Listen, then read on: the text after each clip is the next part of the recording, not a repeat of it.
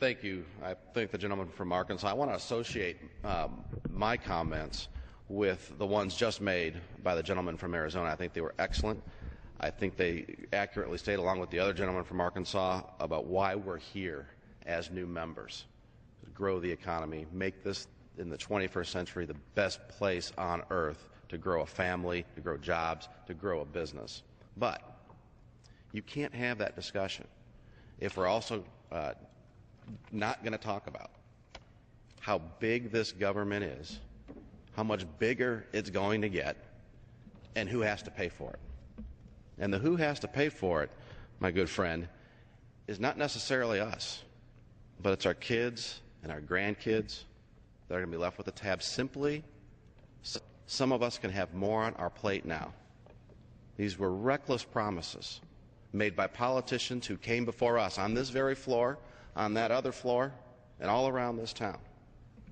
And the fact of the matter is, the simple fact of the matter is, they can't possibly be paid for. What I'd like to do, as I continue to work with you on the floor tonight, and rise again a little bit later, is, as a member of the Budget Committee, simply put onto the floor some facts and figures so that we understand where we are, and as we go about talking about the solutions. $14 trillion rounding in debt right now, this hour, this day. If you look out into the future and you see our new red menace, the tidal wave of debt that's about to come crashing down on us, the total bill is nearly $100 trillion. The total cost of waiting, of kicking that can down the road, as we've heard tonight, a road that's quickly coming to an end, the cost year over year of waiting, over $12 trillion more expensive. Let's break it down, because I will be the first to admit on the floor of the House here tonight, sir, I can't count to $1 trillion.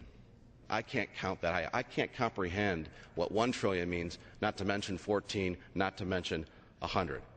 $1 trillion, 1,000 billion. $1 billion, 1,000 million. Well, now maybe we're getting somewhere, breaking it down. Let's break it down by hour. The hour we're spending talking with the American people about this serious problem, this country will borrow in this hour over $170 million. Just this hour. For every dollar this federal government spends, we are borrowing 42 cents of it. Let's put it in terms of debt. We've heard about tax day, that day every year where we find that Americans can finally keep what they earn, keep their own property, and start working for themselves. But we also have a debt day now. And debt day this year is July 27th. Every day this federal government operates on and after July 27th, they are operating on borrowed money. Let's put it in terms of speed. Let's say we were driving down the highway and our historical debt was a car. It'd be going down the highway at historical speeds of 65 miles an hour. And that's probably bad enough if the car is debt. But it's gotten a lot worse recently.